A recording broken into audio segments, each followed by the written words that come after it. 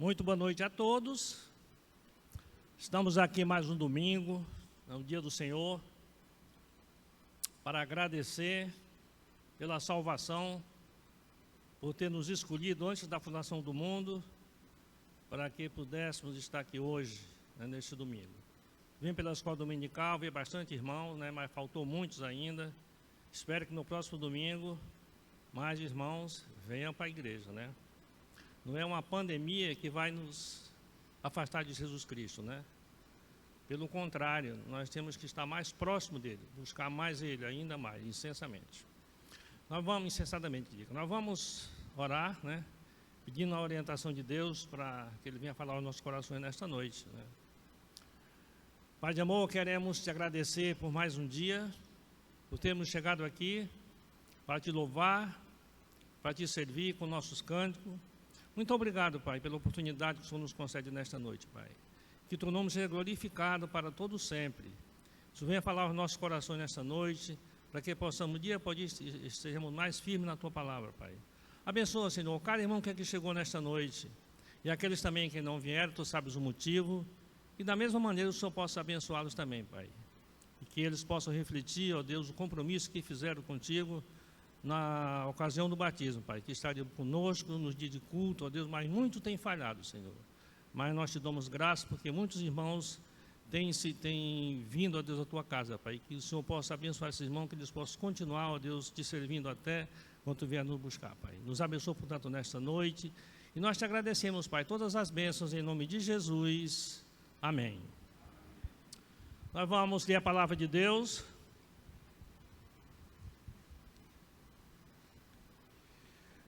No livro de Colossenses, Colossenses 1, do 13 ao 22.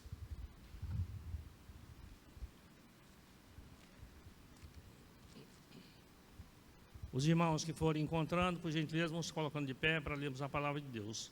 Colossenses 1, do 13 ao 22.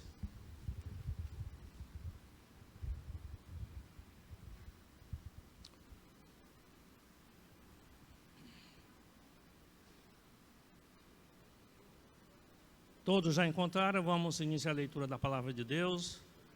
Vamos fazer uma leitura responsiva.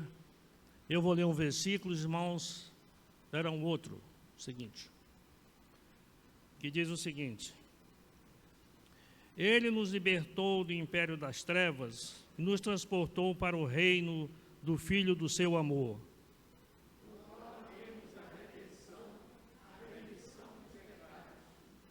Este é a imagem do Deus invisível, o primogênito de toda a criação.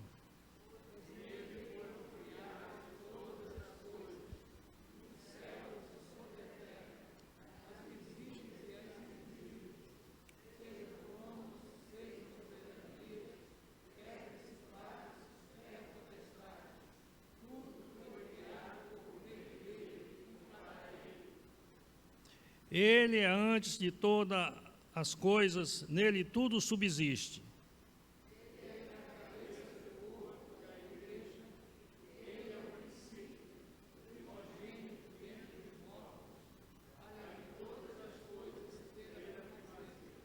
Porque aprove a Deus que nele residisse toda a plenitude.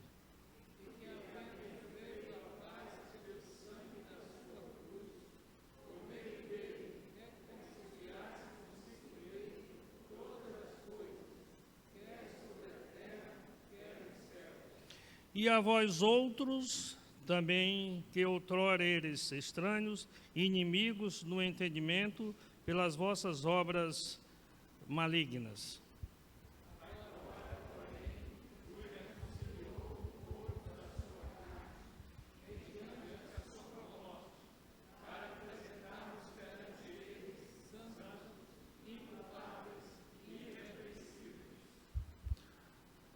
O presbítero Ari, por gentileza, faça uma oração agradecendo a leitura do livro sagrado. Vamos orar com o presbítero Ari.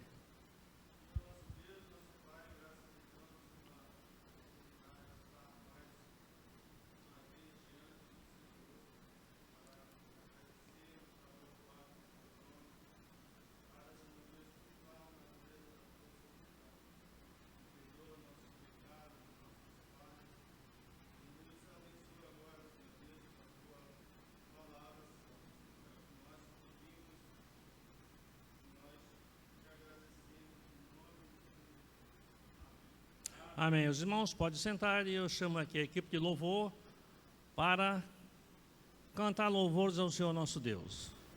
Vamos louvar a Ele, Ele merece toda a nossa adoração. É para isso que estamos aqui nesta noite. Não viemos aqui para assistir um culto, como sempre falo quando dirijo o culto aqui, mas estamos aqui para prestar culto ao Deus vivo, ao Deus que nos salvou. É para isso que estamos aqui nesta noite. Vamos louvar com toda a nossa força que temos, nos nossos pulmões.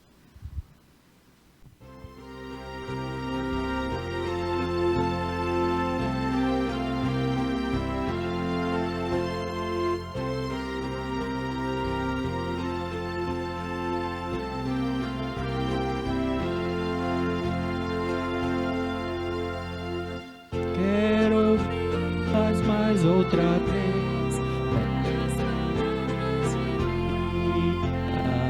Narram tudo que Cristo fez, belas palavras de vida, elas vêm de cima, seu poder anima. Que alegres são essas palavras de vida, que alegres são essas palavras de vida. Só Jesus Cristo a todos dá belas palavras de vida. Sem Jesus salvação não há, belas palavras de vida. Com amor conclama, para o céu te chama. Que alegres são essas palavras de vida. Que alegres são essas palavras de vida.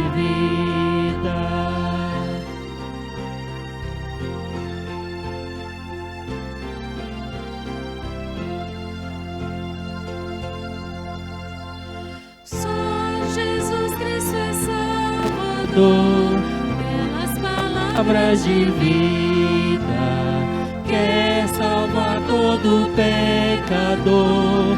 Belas palavras de vida, Ele vivifica e nos purifica.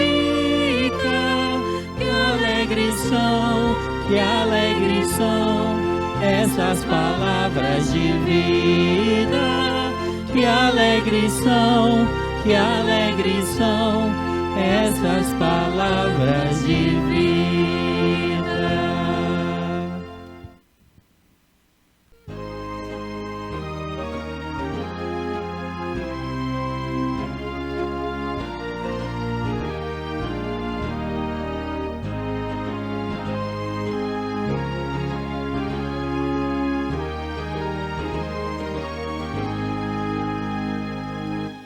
Que belos hinos cantam lá no céu, pois o mundo filho mal voltou. Vejo o Pai Celeste prestes a abraçar esse filho que Ele tanto amou. Glória, glória, os anjos cantam lá. Glória, glória, os apóstolos tocam já. É o santo coro dando glória a Deus, por mais um entrar nos céus. Oh, que belos hinos cantam lá no céu, e que já se reconciliou. A rebelde alma que rendida a Deus, renascida para lá voltou.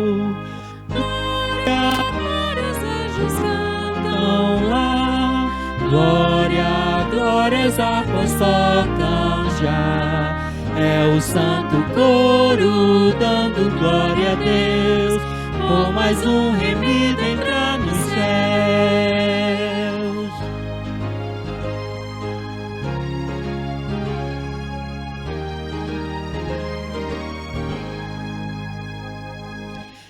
triste, arrependidos, vamos festejar, como os anjos fazem com fervor, e anunciemos com real prazer que se resgatou um pecador.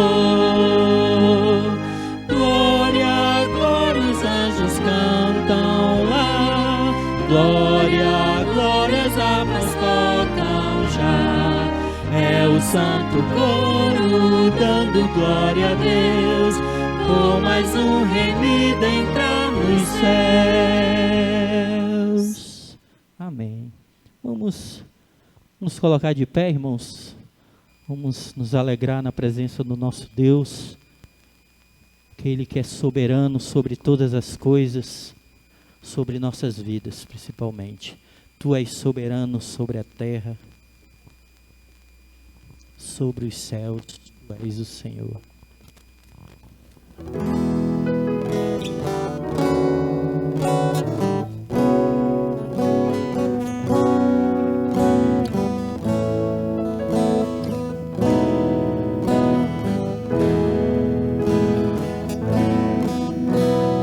Tu és soberano sobre a terra, sobre os céus, tu és Senhor absoluto. Tudo que existe e acontece, tu sabes muito bem. Tu és tremendo,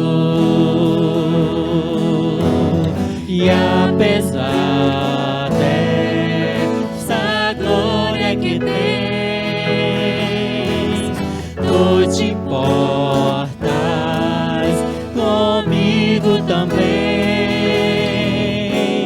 E este amor tão grande que eleva-me, amarra-me a ti. Tu és tremendo, tu és soberano sobre a terra, sobre os céus, tu és Senhor absoluto.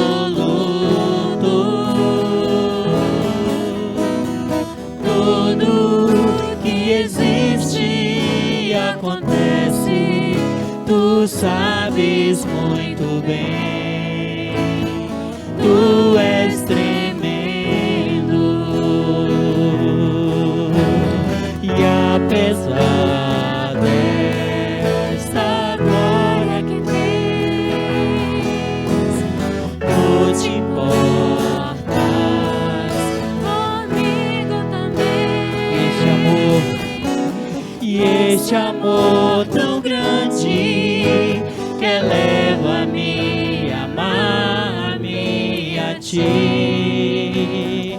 Tu és tremendo,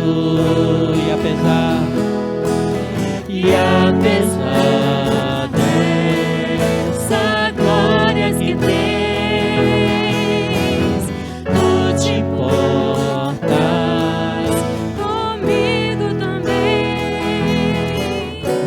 E este amor tão grande que eleva-me, amar-me a ti. Tu és tremendo,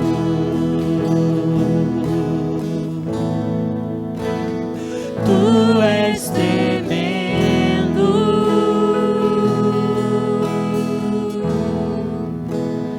tu és tremendo. Todo o poder te foi dado nos céus e na terra, ao Rei da Glória, Jesus, Senhor dos Exércitos, o Senhor Todo-Poderoso.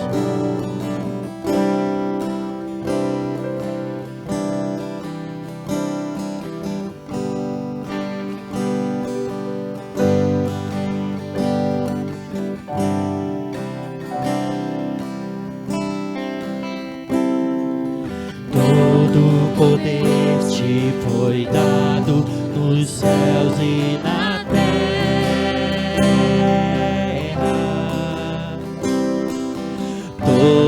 poder te foi dado.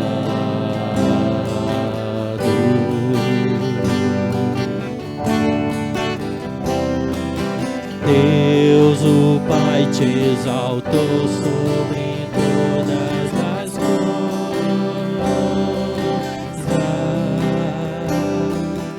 Deus, o Pai, te exaltou.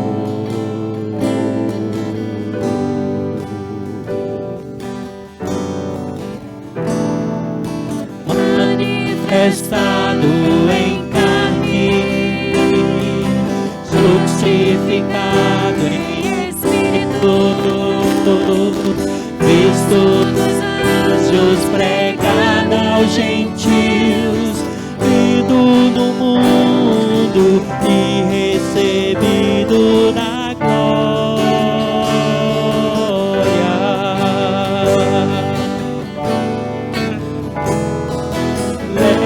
Levantai as vossas cabeças,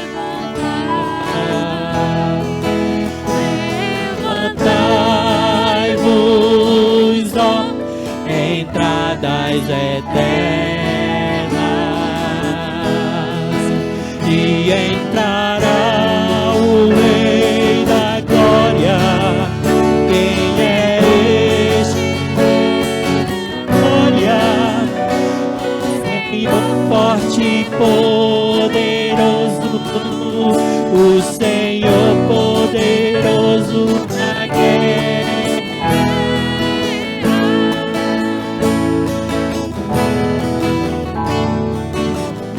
Levantai, ó portas, as vossas cabeças, levantai-vos, ó entradas eternas, e entrará o Rei da Glória. Rei da Glória, o Senhor dos exércitos, Ele é o Rei da Glória.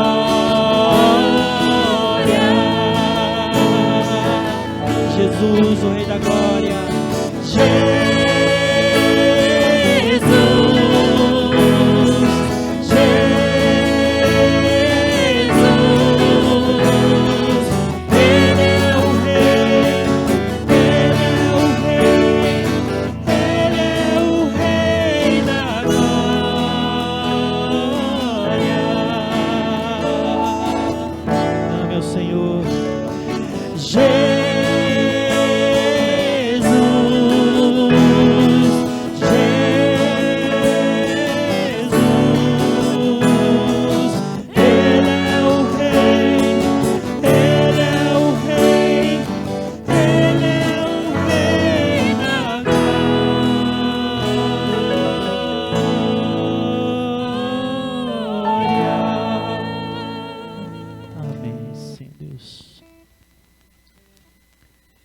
Isaías 53.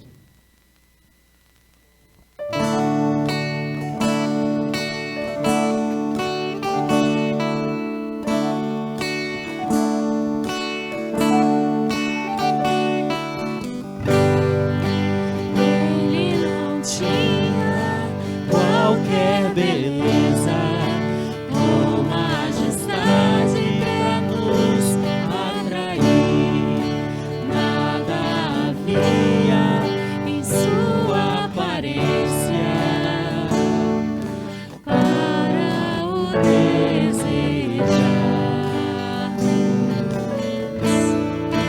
mas rejeitado dentre os homens, ainda assim carregou nossas dores.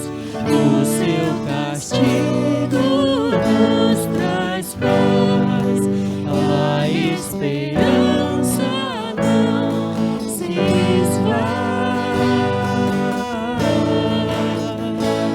A oferta pela culpa Ele ofereceu pra satisfazer o Criador.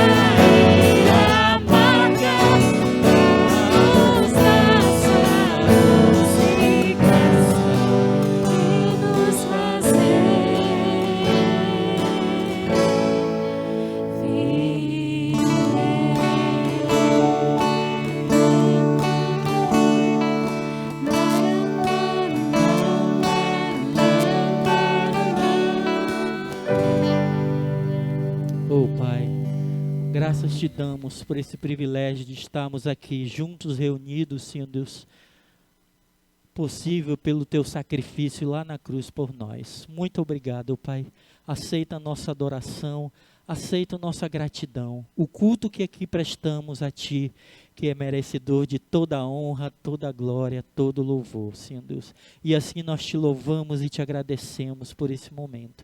Continua nos abençoando com a Tua presença, ó Pai, e também pela ministração da Tua palavra nesta noite. É o que nós te pedimos e te agradecemos em nome de Jesus, nosso Senhor, nosso único Salvador. Amém. Amém. Poder sentar-nos. Muito bem, queremos agradecer nesta noite a todos que vieram aqui para a casa do Senhor, e principalmente você que nos visita nesta noite. Queremos agradecer a sua presença. Volte outras vezes. A igreja estará sempre de portas abertas para vos receber. Agora eu vou passar a palavra ao pastor Aloysio para fazer os atos pastorais da igreja. Posso sentar lá?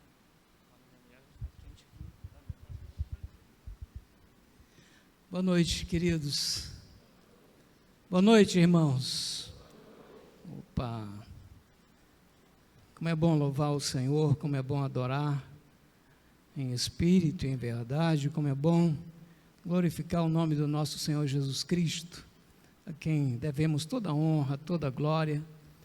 Não somente toda a honra e toda a glória, mas o Senhor Deus requer de nós as nossas vidas, sendo apresentado diante do seu altar com um aroma suave, a sua presença, e que em tudo, de fato, o nome do Senhor Jesus seja glorificado. Vamos abrir a palavra de Deus em João, capítulo 1, do verso 1 ao verso 14.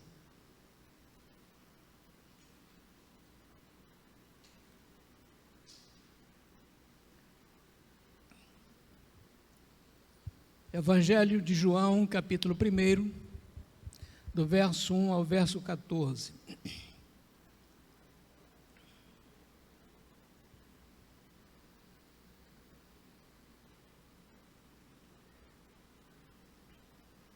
Evangelho de João, capítulo 1, do verso 1 ao verso 14. No princípio era o Verbo, e o Verbo estava com Deus, e o Verbo era Deus. Ele estava no princípio com Deus. Todas as coisas foram feitas por intermédio dele, e sem ele nada do que foi feito se fez. A vida estava nele, e a vida era a luz dos homens. A luz resplandece nas trevas, e as trevas não prevaleceram contra ela. Houve um homem enviado por Deus, cujo nome era João. Ele veio como testemunha para que testificasse a respeito da luz, a fim de todos virem a crer por intermédio dele. Ele não era luz, mas veio para que testificasse da luz, a saber, a verdadeira luz que, vinda ao mundo, ilumina a todo homem. O Verbo estava no mundo. O mundo foi feito por intermédio dele, mas o mundo não o conheceu. Veio para o que era seu, e os seus não o receberam. Mas a todos quanto o receberam, deu-lhes o poder de serem feitos filhos de Deus, a saber, aos que creem no seu nome, os quais não nasceram do sangue, nem da vontade da carne, nem da vontade do homem, mas de Deus. E o Verbo se fez carne e habitou entre nós, cheio de graça e de verdade, e vimos a sua glória, glória como do unigênito do Pai. Vamos orar. Senhor nosso Deus, nosso Pai, graças te damos, Senhor, pelo privilégio que nós temos de poder, nesta noite, mais uma oportunidade que o Senhor nos concede de ouvirmos a Tua palavra, Senhor. Que essa palavra caia em terra boa e produza frutos para a Tua glória, Senhor. Que essa palavra transforme o nosso viver, que essa palavra transforme a nossa vida, que essa palavra faça com que nós venhamos a glorificar cada dia mais o Teu nome, Senhor. Por isso, ó Deus, pedimos perdão pelos nossos pecados, pedimos a Tua graça, a Tua misericórdia, a Tua bondade, o Teu amor, e que Teu Espírito Santo derrame sobre nós o poder necessário para que a tua igreja seja edificada e glorifique ainda mais o teu santo e maravilhoso nome, Senhor. Usa-me para os teus propósitos nesta noite, Pai. Em nome de Jesus, o nosso eterno Senhor e Salvador. Amém. Amém. Você crê que Jesus Cristo é Deus? Tem muitas pessoas que não creem que o Senhor Jesus é o próprio Deus. Houve tantos congressos, concílios, para mostrar que Jesus Cristo não era Deus. Aí houve outros concílios também para mostrar que Jesus Cristo era Deus. Isso não vem de agora, há muito tempo, já as pessoas já tinham essa incerteza, né, de que o Senhor Jesus era o próprio Deus. E nós temos o privilégio, né, como servos de Deus no século 21, temos o privilégio de entendermos que o Senhor Jesus é Deus. Mas muitas religiões não entendem isso. As testemunhas de Jeová, elas não creem de maneira nenhuma que Jesus Cristo é Deus. Eu não estou dizendo aqui que Ele é Filho de Deus, o que estou dizendo aqui é afirmando, e vou mostrar na palavra de Deus, que Jesus Cristo é Deus, o soberano Senhor, Criador de todas as coisas. Eu não sei quantos creem que Jesus Cristo é Deus, mas que você saia daqui, assim como eu e tantos outros, venhamos a ser alimentados por isso, fortificados com isso, com a palavra de Deus, e que o Espírito Santo coloque no nosso coração de fato isso, que Jesus Cristo é Deus. A tradição diz que o quarto evangelho, o evangelho de João, foi escrito pelo apóstolo João, o filho de Zebedeu. E o propósito desse evangelho se anuncia com clareza lá em João, capítulo 20, versículos 30 a 31. Abra aí a palavra de Deus. Eu sei que o nosso texto é muito rico, eu não sei se vai dar para a gente fazer tudo hoje, nosso tempo, daqui a um tempo vai ficar mais abrangente, vai ser mais esticado, mas por enquanto nós estamos reduzindo o tempo, nós temos Santa Ceia, mas eu não queria correr nesse Evangelho de João, no capítulo 1 aqui. Mas leia aí, qual o propósito do Evangelho de João? Vamos lá, João 20, verso 30 e 31. Pode ler.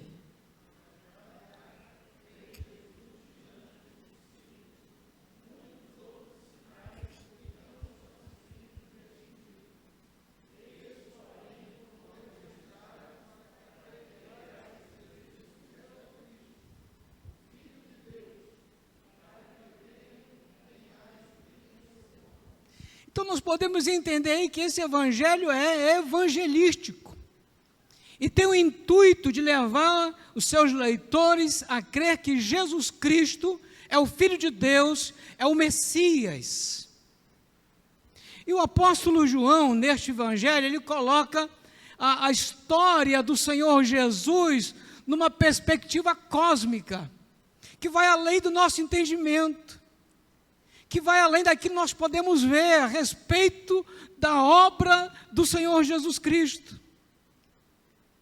E nós podemos ver aqui nos primeiros versículos, porque esses primeiros versículos aqui, eles reivindicam o passado de um modo sucinto, mas decisivo em prol de Jesus Cristo, Filho de Deus. Segundo a narrativa do nosso texto aqui no verso 1, no princípio era o verbo, e o verbo estava com Deus, e o verbo era Deus. Se virmos as primeiras palavras aqui de João, no princípio, há um paralelismo entre este evangelho e o livro de Gênesis. Porque ambos falam do princípio no momento da criação. Então, essa palavra princípio aqui, na língua original, transmite o significado de origem. Portanto, o princípio aqui referido por João é um princípio absoluto. o princípio de todas as coisas, visíveis e as invisíveis, a criação de todo o universo. É a mesma palavra que está lá em Gênesis, no capítulo 1, versículo 1. E é interessante que o João está dizendo aqui que o verbo estava no princípio. Ele estava com Deus e ele era Deus. Se formos ao Antigo Testamento, essa palavra verbo, né, no hebraico dabar, está ligado à poderosa atividade de Deus na sua criação. Quer ver? Abra aí em Gênesis 1:3, por favor. Os homens leiam Gênesis 1:3 e as mulheres leiam Salmo 33, versículo 6.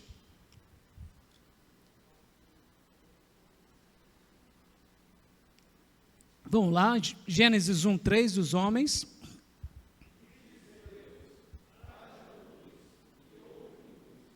As mulheres, Salmo 33, versículo 6.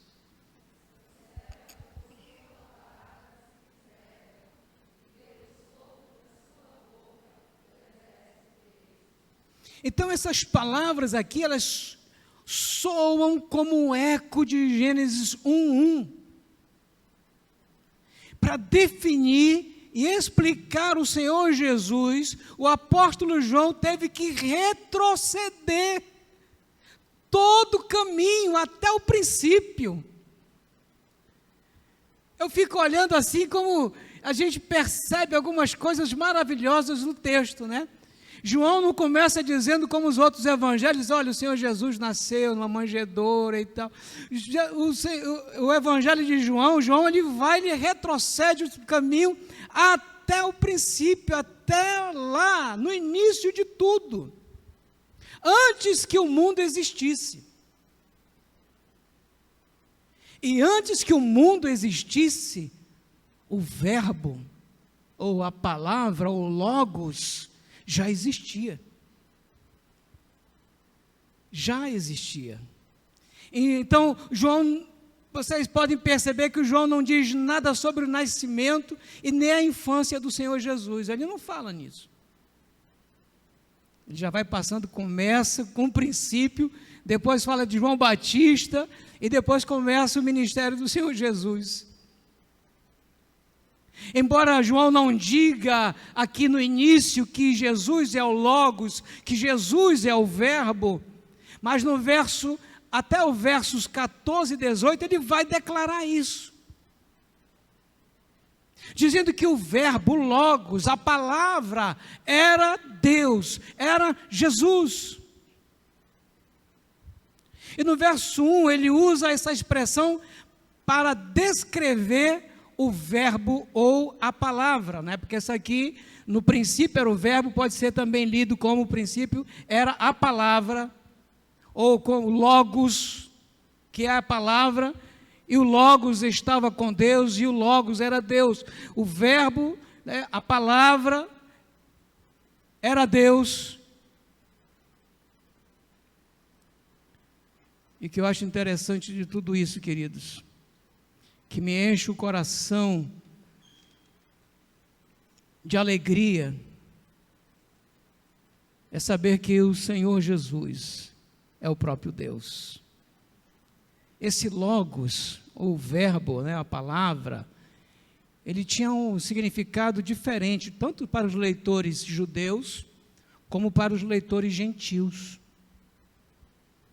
Os judeus pensavam em o verbo ou a palavra. Quando eu falar verbo ou palavra, eu estou falando do Logos, eu estou falando da pessoa do Senhor Jesus, tá? E como o poder ativo de Deus que criou e sustenta todo o universo. Então o judeu ele cria dessa forma. Ele viu o Logos ou a palavra, o verbo dessa forma, como o poder ativo de Deus, criador e sustentador de todas as coisas do universo. E nesse sentido que se fala de o verbo em Gênesis 1 e o capítulo 2. O capítulo 1 e o capítulo 2 de Gênesis. Então, quando eles liam, eles viam isto. viu o Verbo como sustentador e criador de todo o universo. E os judeus, eles se lembravam de que disse Deus, haja luz e houve luz. Então eles criam dessa forma. Então é Deus, o Verbo é Deus, o Logos é Deus, é a palavra. Quanto aos gentios, essa expressão, o Verbo, eles pensavam na maneira como os filósofos gregos haviam usado esse termo. Ou seja, eles viam o termo como uma força impessoal que deu origem e o sentido ao universo. E ao usar a palavra, o Verbo, para apresentar Jesus, então João estava fazendo alegações surpreendentes, tanto para judeus como para gentios. Legal, né? Ele faz essa apresentação assim, tão formidável, tão maravilhosa, usando essa palavra, o Verbo, para apresentar Jesus, tanto para judeus como para gentios. E esse Jesus sobre o qual ele estava escrevendo era uma expressão da vontade de Deus, o poder criativo por trás do universo e a força na qual subsiste toda a vida existente nela. É isso mesmo que o apóstolo Paulo escreveu à igreja em Colossos, Colossenses capítulo 1, do versos 15 ao 17. Vamos lá para, não foi o texto que nós lemos no início. Colossenses, por favor, quem achar primeiro pode ler aí para a gente. Colossenses 1, 15 a 17.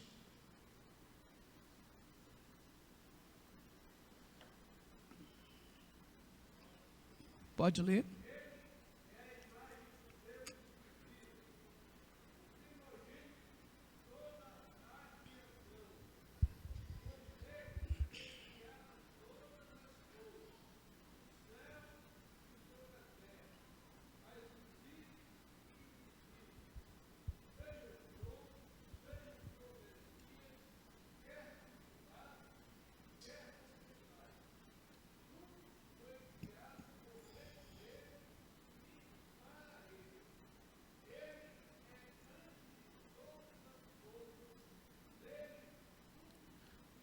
Tudo subsiste. Ele é Deus.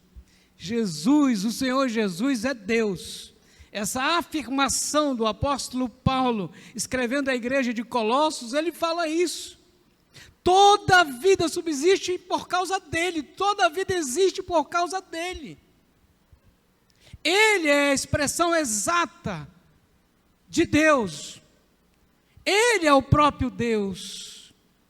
E o apóstolo João, numa rápida sucessão, ele faz uma declaração que o Verbo estava com Deus, o Verbo era Deus, todas as coisas foram feitas por intermédio dele, e sem ele nada do que foi feito se fez. A vida estava nele, e a vida era a luz dos homens. A luz resplandece nas trevas, e as trevas não prevaleceram contra ela. Então reporta lá para Gênesis, quando o Senhor Deus disse, haja luz, no meio da escuridão, no meio das trevas, houve o quê? Luz. E agora João vai trazendo isso também à nossa mente, ao nosso coração, essas coisas.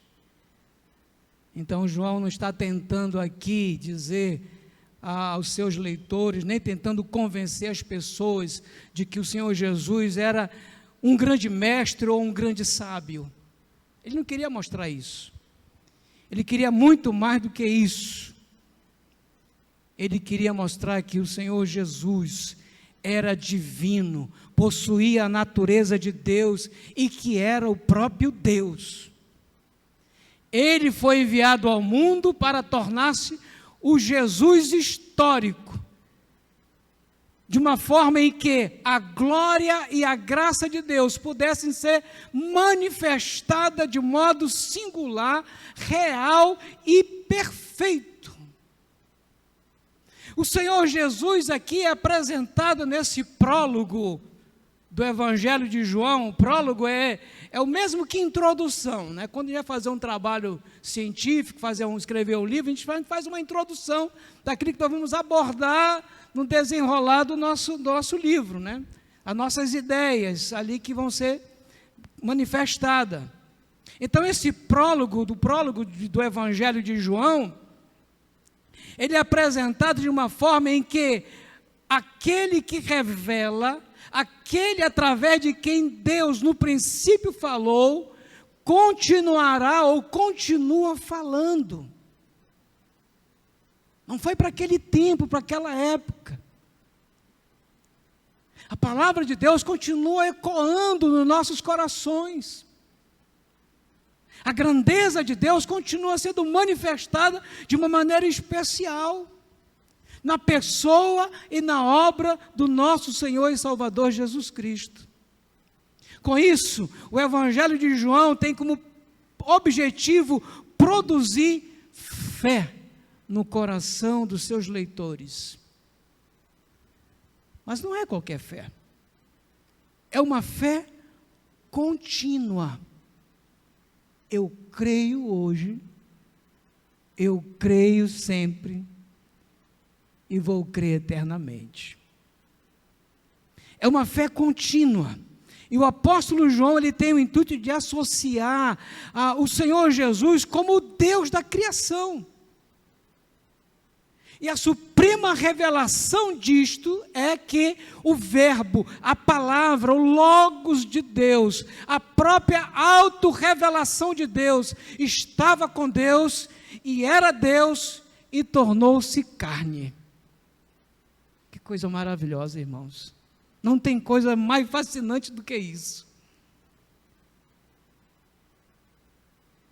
A revelação de Deus, a palavra, o logos, o verbo, a própria autorrevelação de Deus, que estava no princípio com Deus e era Deus, tornou-se carne. Tornou-se carne. Aí eu fico perguntando assim ao texto, né? Por que o verbo tornou-se carne? Por que o verbo tornou-se carne? Em primeiro lugar, ele veio trazer luz para os que viviam nas trevas.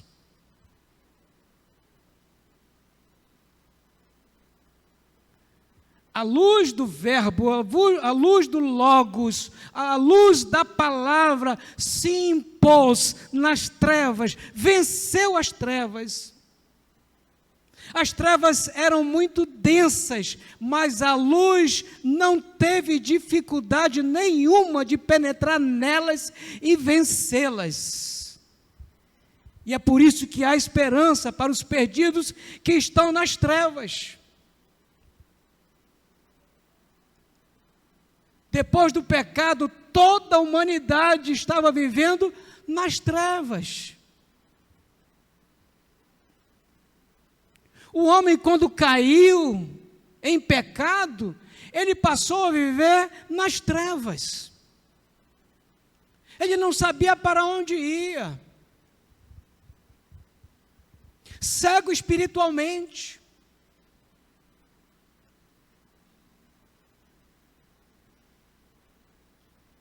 Mas as trevas, no verso 5, não somente é a ausência de luz, mas de um mal concreto. Lá em João capítulo 3, versículo 19 e 20, João 3, 19 e 20, que diz o seguinte: o julgamento é este, que a luz veio ao mundo, e os homens amaram mais as trevas do que a luz, porque suas obras eram más. Pois todo aquele que pratica o mal aborrece a luz e não se chega para a luz, a fim de que não serem arguidas as suas obras. Então, o ser humano, o homem pecador, está nas trevas, ele ama as coisas das trevas. Ele ama o pecado, ele ama estar ali, vivendo ali, no pecado, na desgraça. E muitos não querem sair dali. E muitos não podiam sair dali. Os eleitos de Deus não podiam sair dali das trevas. Mas o Senhor Jesus, ele se tornou carne para trazer luz para os filhos amados, para os eleitos de Deus terem luz. E nós temos luz.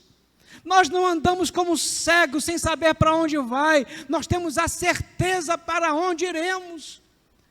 Ou deveremos ter essa certeza da vida eterna.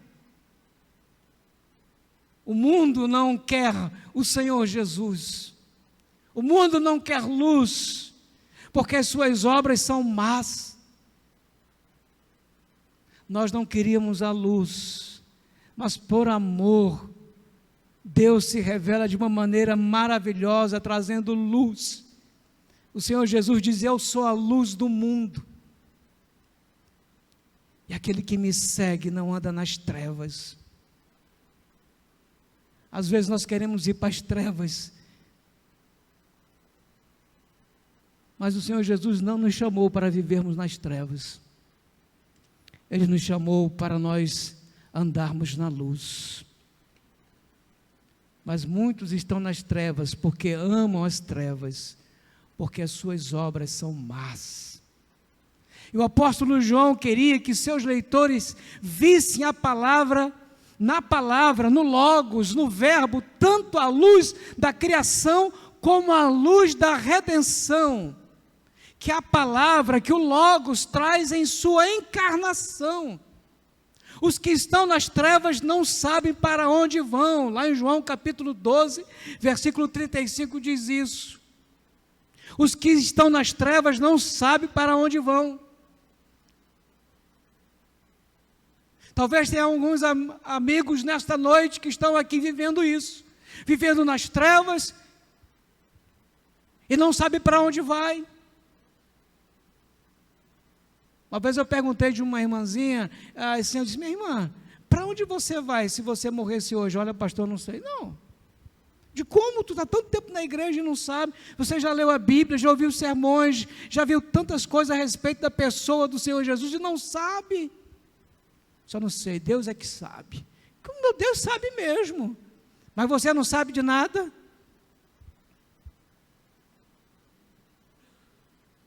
Você não sabe de nada. Não tem aquelas pessoas que dizem: Deus é que sabe, pastor, eu não sei de nada não. Como não sabe? Você tem que ter a sua certeza de que você é o filho da luz. E o filho da luz resplandece no meio das trevas. E a luz que veio ao mundo com a encarnação da palavra brilha sobre todo ser humano. Vamos lá para Mateus capítulo 4, versículo 16. Mateus 4, 16.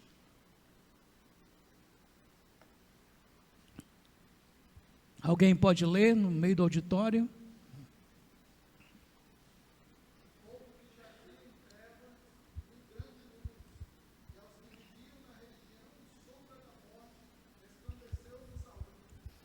Que coisa maravilhosa, gente. E o Senhor Jesus, quando se encarnou, quando Ele se tornou carne, Ele veio para aqueles que estavam na região da sombra da morte, que estavam nas trevas, e resplandeceu-lhes a luz. Que alegria, houve júbilo naquele dia, houve alegria. A luz se manifestou no meio das trevas. Mas essa questão das trevas e luz forçam assim uma distinção. Os que odeiam e fogem dessa luz, para que as suas obras não sejam expostas. Mas alguns recebem essa revelação com alegria. Eu não sei quantos aqui, quando foram tocados pelo Espírito Santo de Deus, quando Deus se revelou a você, o que você sentiu nesse dia? Tem muitos que nem sabem. Mas o que foi que você sentiu nesse dia em que a luz brilhou nas suas trevas, nas trevas da sua alma? O que foi que você sentiu nesse dia? Júbilo, alegria, quebrantamento, choro. É isso que acontece com aqueles que recebem a luz. É liberto do império das trevas, resplandece-lhes a luz. Agora eu posso ver a minha miséria, eu posso ver agora a graça de Deus, porque os que estão nas trevas não podem ver as suas misérias e nem a graça de Deus, se o Senhor Jesus não se revelar a ele. Se o Espírito Santo não trazer luz no meio das suas trevas, da sua alma em que você vive. O Senhor Jesus afirma em João capítulo 8, versículo 12, que Ele é a luz do mundo, uma luz que produz vida. E os filhos, os eleitos de Deus, eles podem receber em fé ativa para serem salvos. Segundo aos Coríntios, capítulo 4, versículo 6, por favor. Alguém pode ler? É que minha Bíblia está novinha aqui, está grudando as páginas aqui. Segundo aos Coríntios 4, 6, por favor. Alguém lê em voz alta. Eu sei que é ruim ler de máscara, mas vamos lá. Segundo aos Coríntios 4, versículo 6.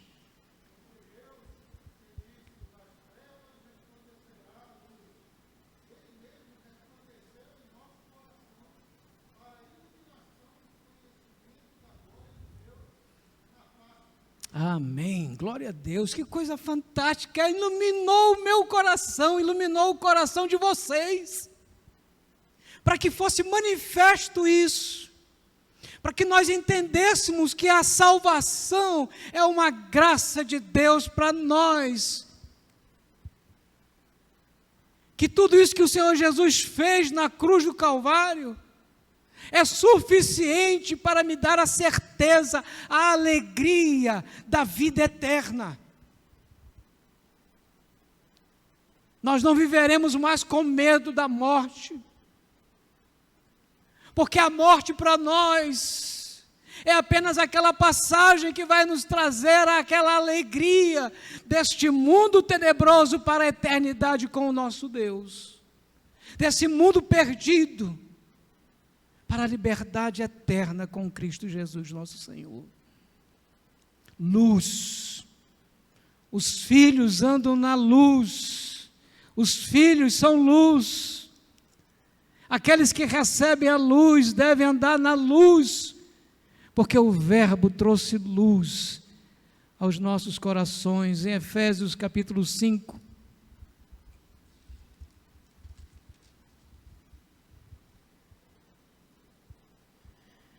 Efésios 5, versículo 8 diz: pois outrora erais trevas, porém agora sois luz no Senhor, andai como filho da luz, porque o fruto da luz consiste em toda bondade, justiça e verdade, provando sempre o que é agradável ao Senhor.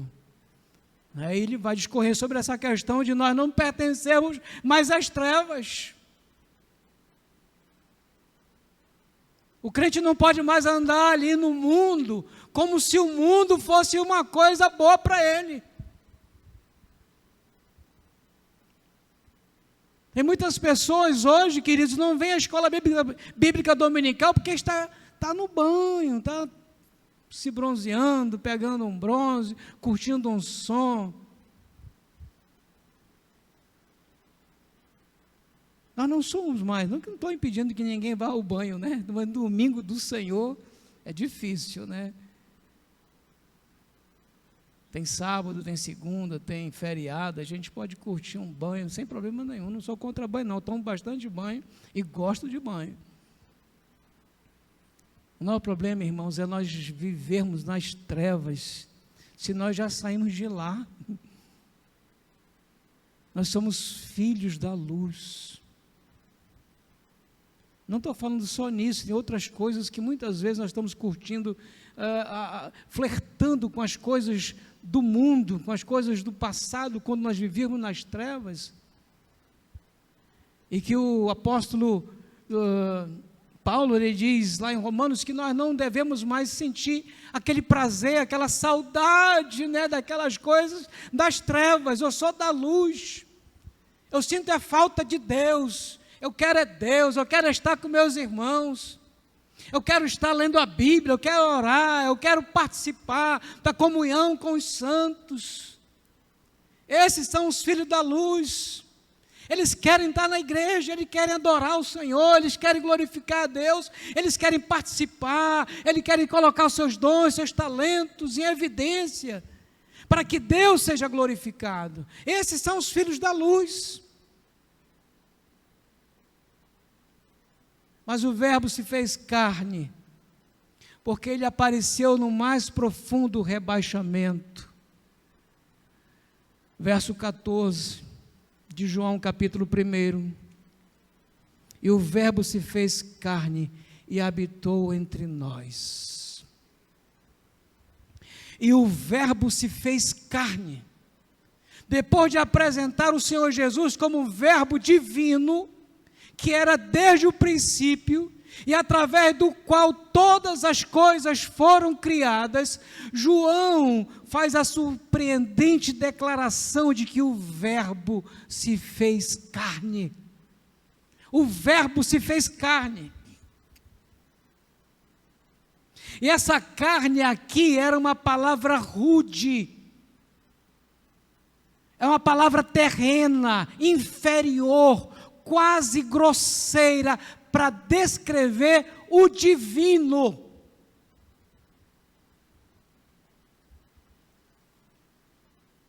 Era a maneira de proclamar que Jesus vivenciou a humanidade na sua totalidade.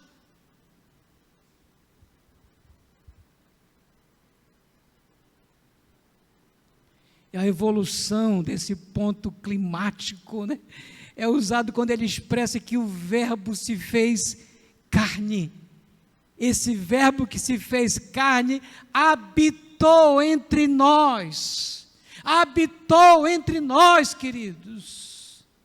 Deus, o Todo-Poderoso, Criador do Universo, se fez carne e habitou entre nós. Essa palavra habitou entre nós aqui tem um sentido. No grego, essa palavra habitou significa literalmente fazer tabernáculo ou armar a sua tenda. Ele veio morar conosco. Eu fico pensando assim, irmãos, e eu estava fazendo esse sermão, eu ficava quebrantado, digo, meu Deus, não acredito, Senhor, não é possível.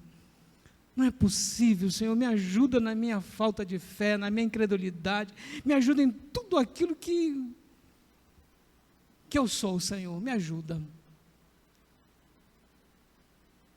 Que coisa fantástica, queridos, eu fico quebrantado o meu coração, quando essa palavra assim transmite a ideia de que alguém fixou residência entre nós.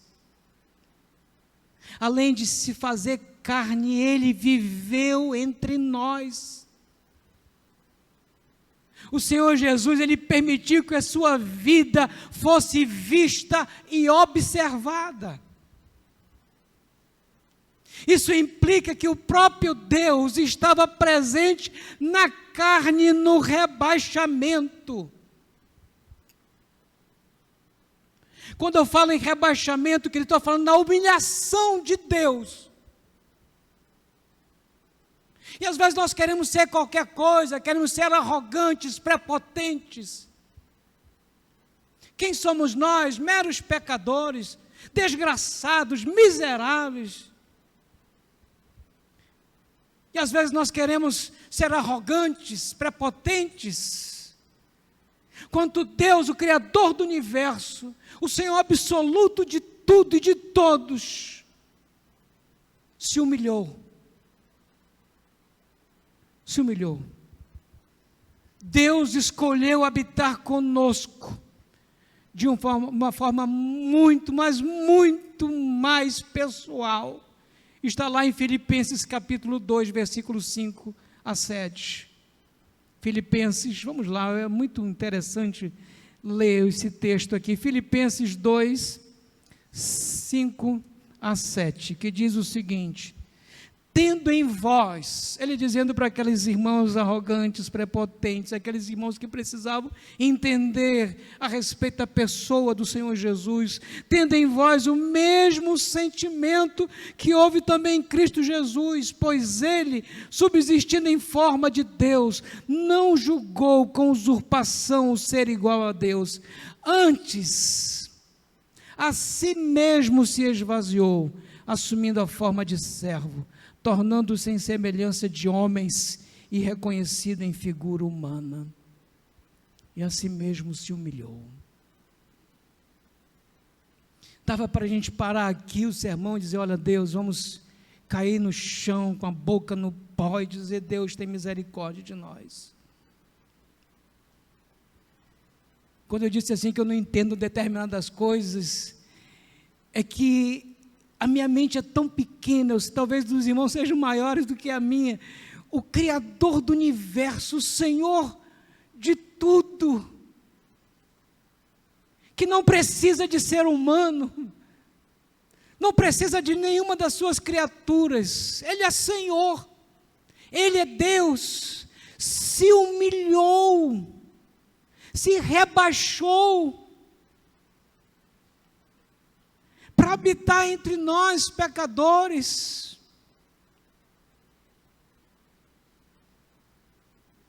É difícil de entender isso, irmãos.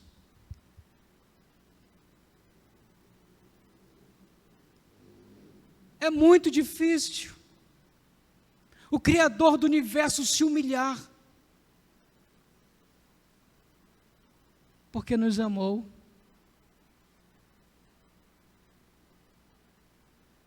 Ele não tinha nem nada para se humilhar, ele podia dizer: olha, eu estou aqui no meu trono, eu sou o Criador do universo, vou destruir essa humanidade e fazer outra. Simples, fácil.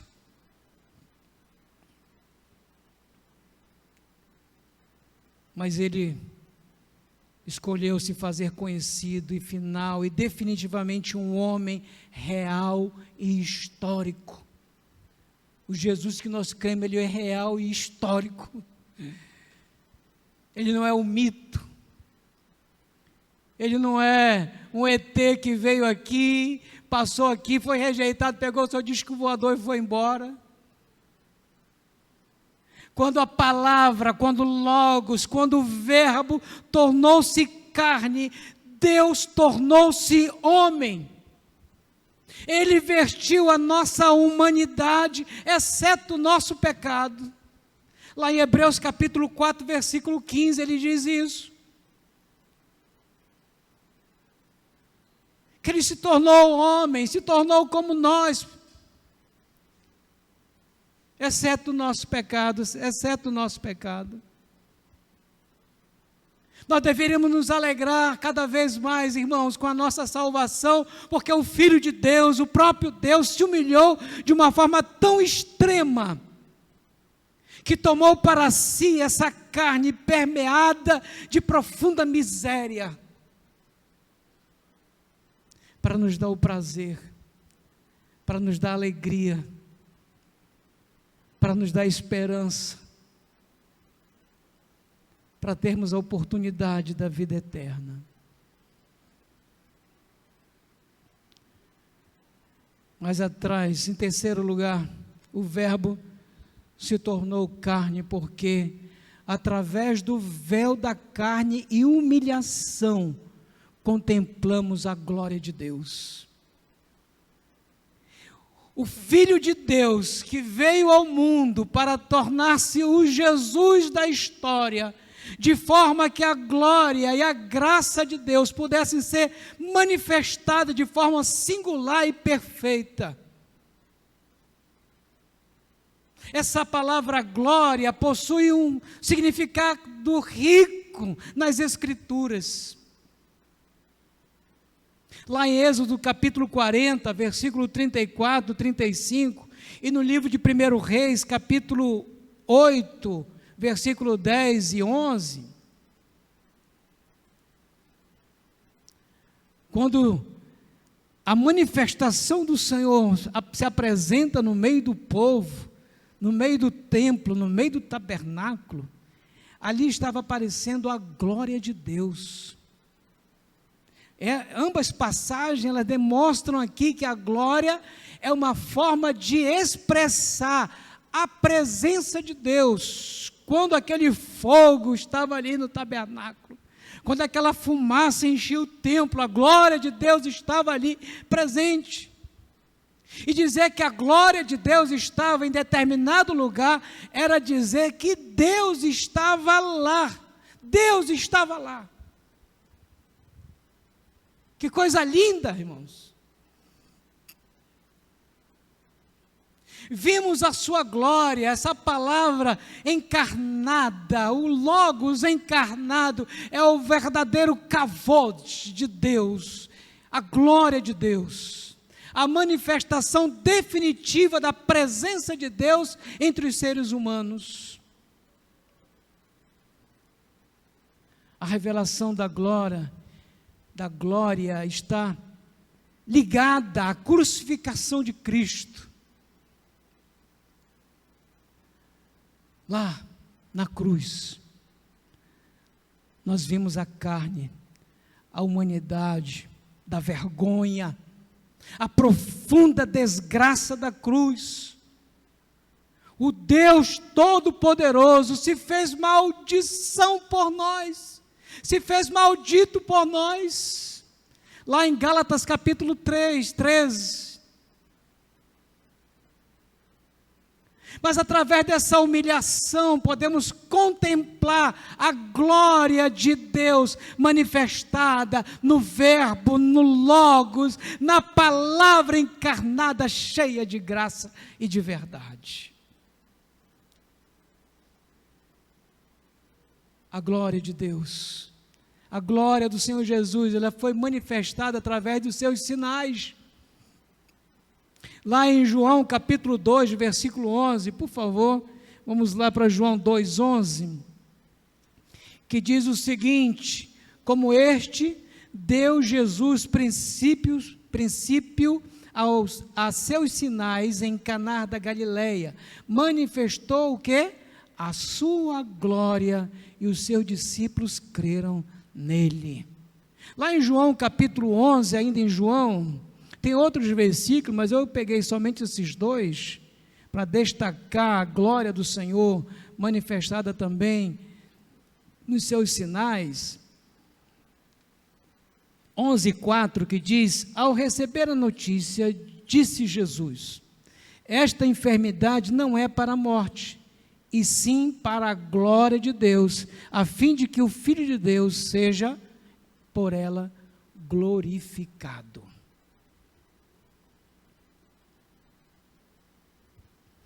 Mas ele foi supremamente glorificado na sua morte e exaltação. João capítulo 13, vamos lá para João capítulo 13, versículos 31 e 32. João 13. João 13, versículos 31 e 32. Diz assim a palavra do Senhor: quando ele saiu, disse Jesus: agora foi glorificado o Filho do Homem, e Deus foi glorificado nele. Se Deus foi glorificado nele, também Deus o glorificará nele mesmo, e glorificá-lo-á imediatamente. Ele estava falando da sua morte, da sua exaltação, supremamente glorificado com a sua morte e exaltação. A glória de Deus manifestada na palavra, no verbo encarnado, era cheio de graça. Cheio de graça. Essa palavra graça aqui no hebraico, ela significa boa vontade, significa amor bondoso, favor imerecido, misericórdia de Deus. Tudo isso é graça. Que palavra mais abrangente, mais graciosa, né? Fala da boa vontade de Deus, da misericórdia de Deus, do amor de Deus, da bondade de Deus, do favor de Deus para conosco, para com os seres humanos. E essa palavra graça e verdade, esses termos aqui, eles se baseiam no conceito do Antigo Testamento, da graça e da verdade, com base na lealdade e fidelidade do Senhor Deus.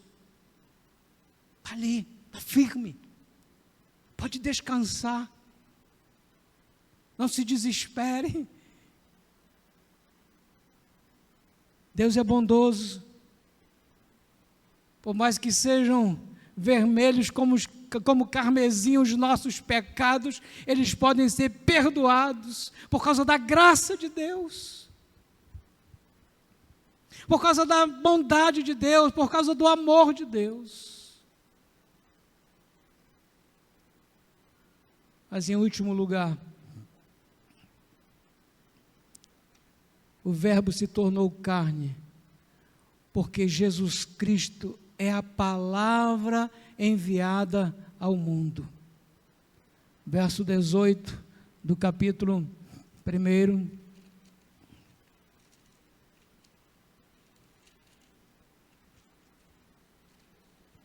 que diz o seguinte: ninguém jamais viu a Deus, o Deus unigênito que está no seio do Pai é quem o revelou.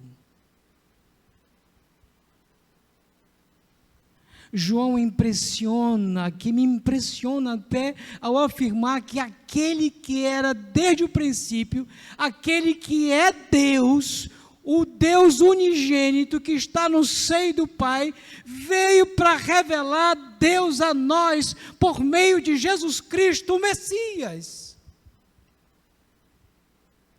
Queridos, a palavra veio, o verbo veio, Deus veio. O Senhor Deus retirou o véu e se revelou claramente através do seu Filho, Jesus Cristo. Lá em Hebreus capítulo 1, versículo de 1 a 4, vai trazer essa narrativa.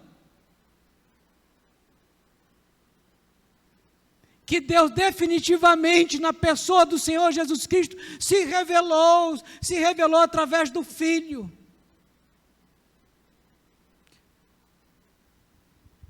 Porque aqui no início da carta aos Hebreus, o autor está fazendo uma transição da revelação do passado para a revelação definitiva.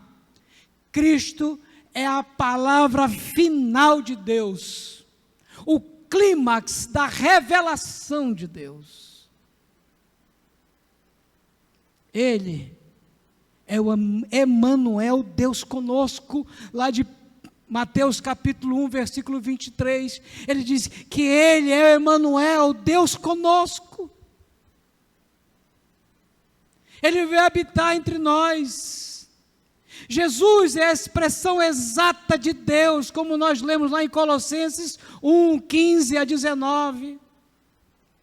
Ele se tornou visível, ou seja, Ele tornou visível o Deus invisível. Eu posso olhar para Jesus pela fé e ver o meu Deus, o Criador de todas as coisas. Porque Deus rompeu o silêncio. 400 anos de silêncio e de espera. Depois de tantos séculos na espera da redenção, da salvação, daquilo que foi prometido lá em Gênesis 3,15, quando Adão e Eva caíram e trouxe a desgraça para toda a humanidade.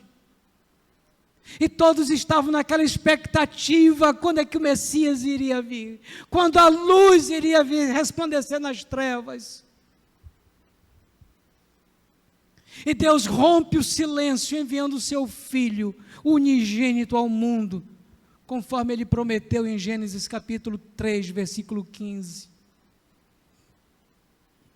para tornar-se o Salvador de todo aquele que nele crer, como diz João 3,16. Podemos dizer João 3,16? Vamos lá. Porque Deus...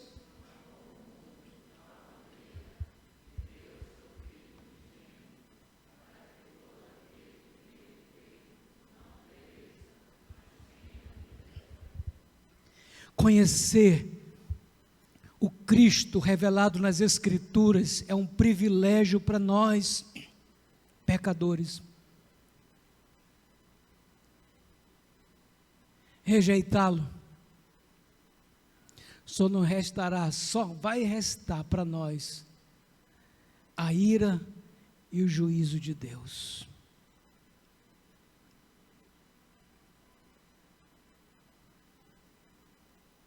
Você que está aqui nessa noite, não esqueça disso.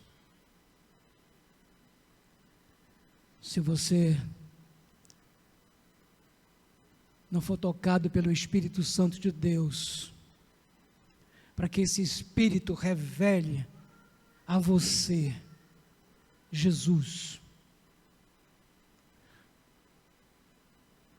só restará ira e juízo de Deus sobre a sua vida.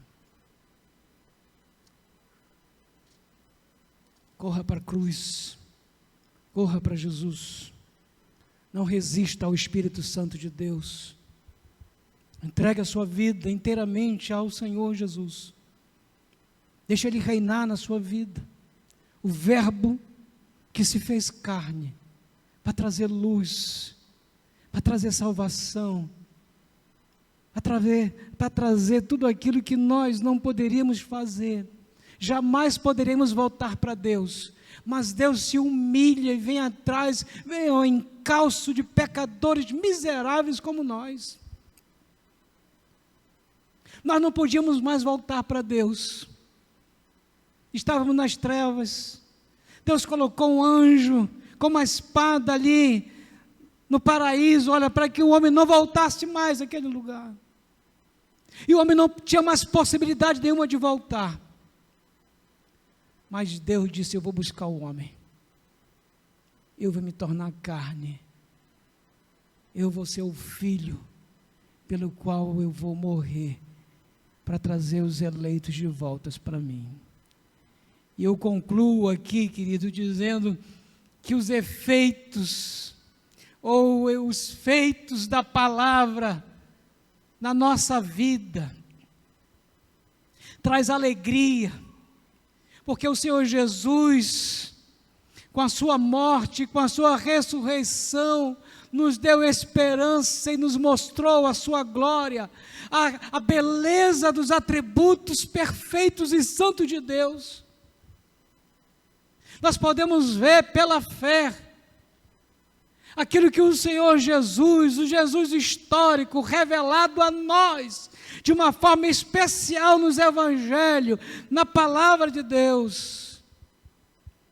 Eu quero dizer o seguinte, que todos que recebem a palavra, o Logos, pela fé, têm o privilégio de se tornar filho de Deus e desfrutar da bênção de pertencer ao povo da aliança. Eu queria concluir com esse versículo, todos nós lendo juntos aqui, pela fé, que você ainda não teve essa oportunidade de ter essa certeza, talvez agora esse versículo possa falar ao seu coração.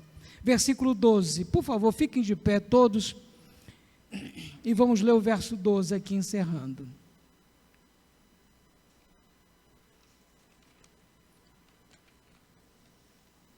Vamos lá? Mas todos quanto receberam, deu-lhes o poder de serem feitos filhos de Deus, a saber, aos que creem no seu nome. Poder sentar. Não é a sua vontade. Não é a sua vontade, não é a minha vontade. Não é a vontade da carne. Não é dizer, eu quero Deus. Não tem esse negócio de quero Deus, se não for iluminação do Espírito Santo na nossa vida, irmãos. Você não pode se tornar filho, você é uma criatura de Deus. Mas você pode se tornar filho de Deus quando você recebe pela fé, Jesus Cristo como seu Senhor e Salvador, para lhe dar esperança. Eu convido o pastor e os nossos presbíteros para estar aqui conosco.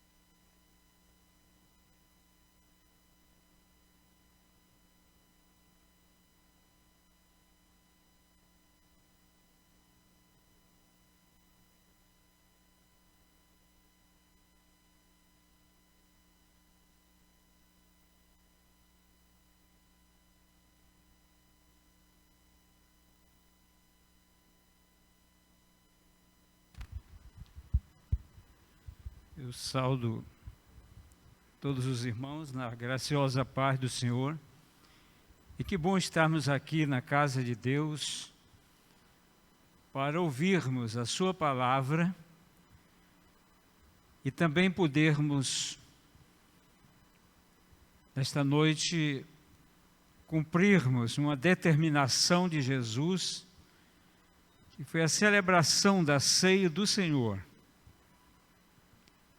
Ele tinha um sentido, a ceia do Senhor aponta, especialmente para o Calvário. Quando Ele deu a sua vida por nós, derramou o seu sangue, pagou o preço que nós não podíamos pagar. Assumiu uma cruz, uma cruz que seria nossa.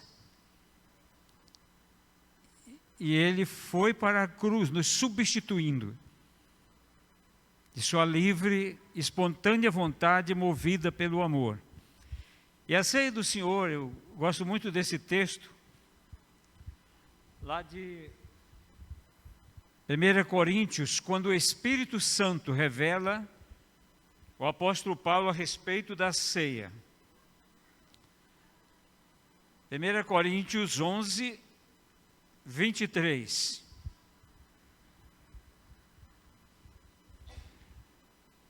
Ele diz, porque eu recebi do Senhor o que também vos entreguei, que o Senhor Jesus, na noite em que foi traído, tomou o pão e, tendo dado graças, o partiu e disse, isto é o meu corpo que é dado por vós, fazei isto em memória de mim.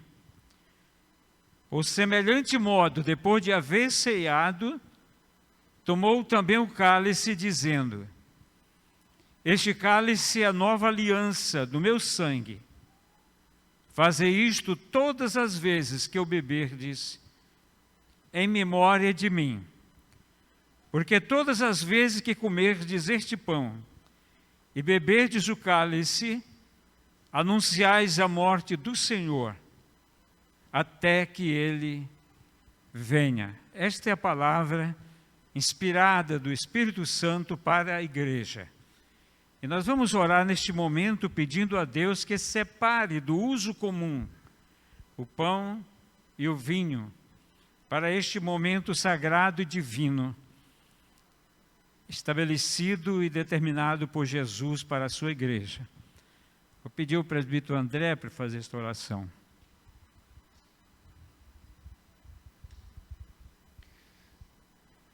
Senhor Deus, Que privilégio, Senhor, mais uma vez temos de estar diante da Tua mesa, cumprindo uma determinação do Senhor Jesus, para que quando estivermos reunidos, possamos tomar parte desta mesa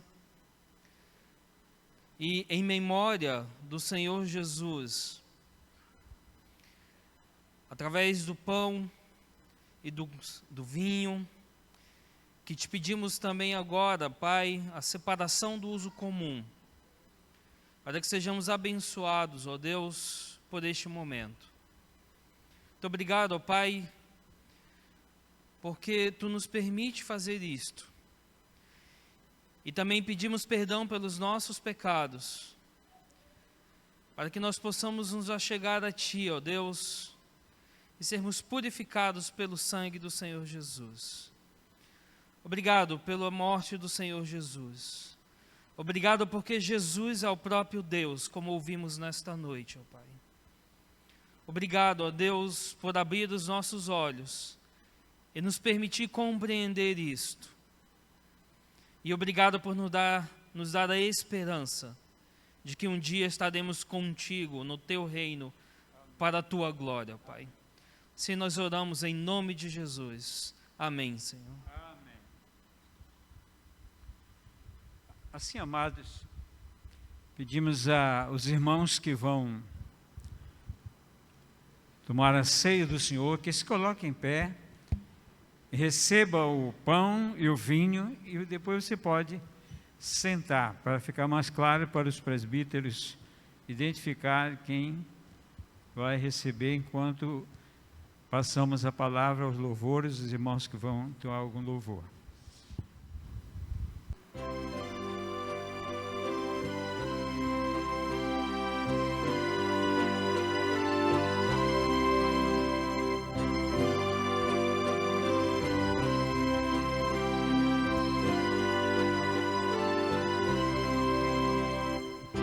E na cruz por ti foi para te livrar, meu sangue ali verti,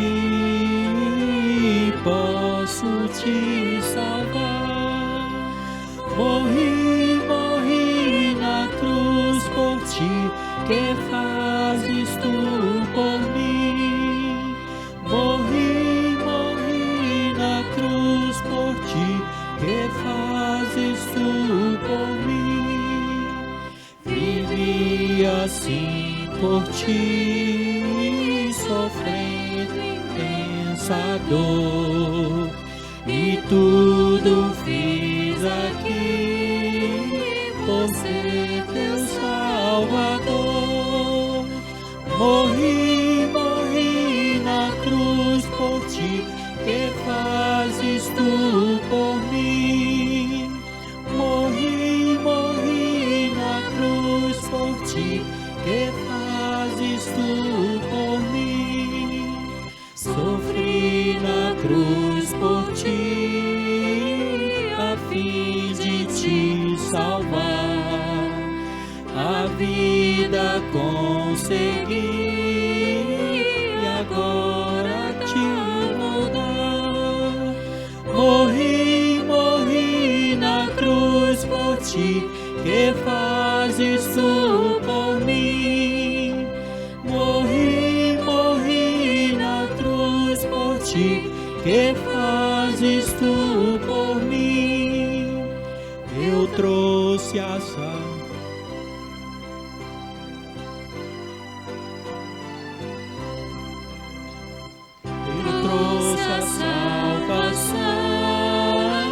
dos altos céus, favor. É livre o meu perdão, é grande o meu amor. Morri na cruz por ti, que fazes tu por mim? Morri na cruz por ti, que fazes tu por mim? Esse é um momento tão especial, amados, podermos voltar a nossa mente ao Calvário. E Jesus, quando o Espírito Santo ministrava o coração do apóstolo para escrever, porque eu recebi do Senhor, o que também vos entreguei, que o Senhor Jesus, na noite em que foi traído, tomou o pão, e tendo dado graças, o partiu, e disse: isto é o meu corpo, que é dado por vós.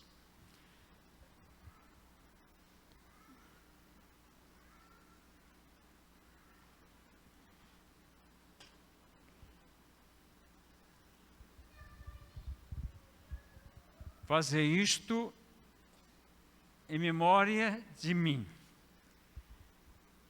Eu sei, queridos, que a gente sempre pensa que a verdadeira batalha de Cristo se travou no Calvário, que ali se concretizava, mas a grande batalha foi lá no jardim do Getsêmani, quando ele foi orar com seus discípulos, e ali ele orava. Disse o Hernani Dias Lopes uma vez que ele orava e chorava, porque ele sabia que a justiça divina, por causa dos nossos pecados, ia cair sobre ele. Por isso que o pão simboliza o seu corpo pregado lá na cruz, na noite em que foi traído. Que coisa triste a traição. Até isso ele experimentou, um dos seus discípulos, e disse... E ele partiu o pão e deu aos seus discípulos, dizendo: tomai e comei, isto é o meu corpo que é dado por vós, fazei isto em memória de mim. Portanto, queridos, em memória a Jesus, esse é o momento que a gente tem que tirar a máscara. Em memória a Jesus, comamos o pão.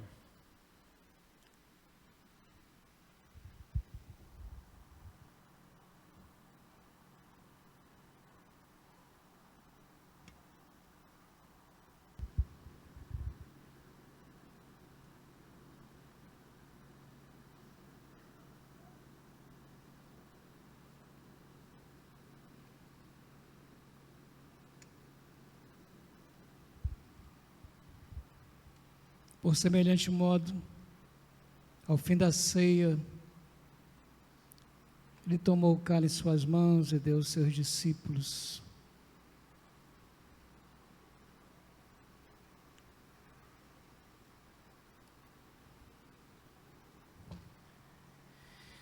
Dizendo: esse cálice da nova aliança no meu sangue será derramada por vós. A palavra de Deus diz que sem derramamento de sangue não haveria perdão para os nossos pecados. O Filho de Deus, Jesus, o Verbo que se tornou carne, foi pregado numa cruz e foi traspassado por causa das nossas iniquidades. E ele disse que nós deveríamos beber em memória dele, em memória de Jesus Cristo, nosso eterno Senhor e Salvador, o nosso Deus, que voltará pela segunda vez para nos levar para o seu eterno lar, em memória daquele que vive e reina eternamente. Bebamos do cálice.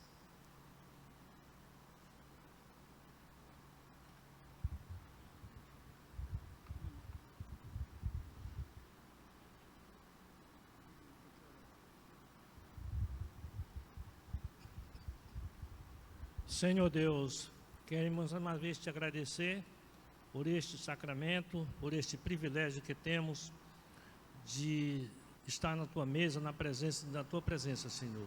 Sabemos, ó Deus, que isso só os teus filhos têm esse privilégio, Pai, porque as pessoas que não te conhecem não podem fazer isso, ó Deus. Mas nós somos conscientes que somos teus filhos, tu nos resgataste, Deus, das terras para a tua maravilhosa luz. Queremos uma vez te agradecer por este dia, pela oportunidade, mais uma vez, que temos de tomar a tua ceia, Senhor. Muito obrigado, Pai. Agora leva-nos em paz para os nossos lares e nos dá uma semana de paz na tua presença, Pai. E nós te agradecemos todas as bênçãos em nome de Jesus. Amém. Queridos, vamos ficar de pé para nós empretarmos a bênção. No meio dos irmãos aí do louvor também, para nós cantarmos o amém. Senhor nosso Deus, nosso eterno Pai, muito obrigado, ó Deus, por esse dia maravilhoso, onde nós desfrutamos assim da comunhão com os irmãos e da comunhão contigo, Senhor. Muito obrigado, louvado e exaltado seja o teu nome, Senhor. Muito obrigado. E que a graça do nosso Senhor Jesus Cristo, e que o amor de Deus, o nosso Pai, e que a comunhão e as virtudes e o poder do Espírito Santo de Deus, irmãos, sejam conosco e com todo o povo de Deus, agora e para todo sempre.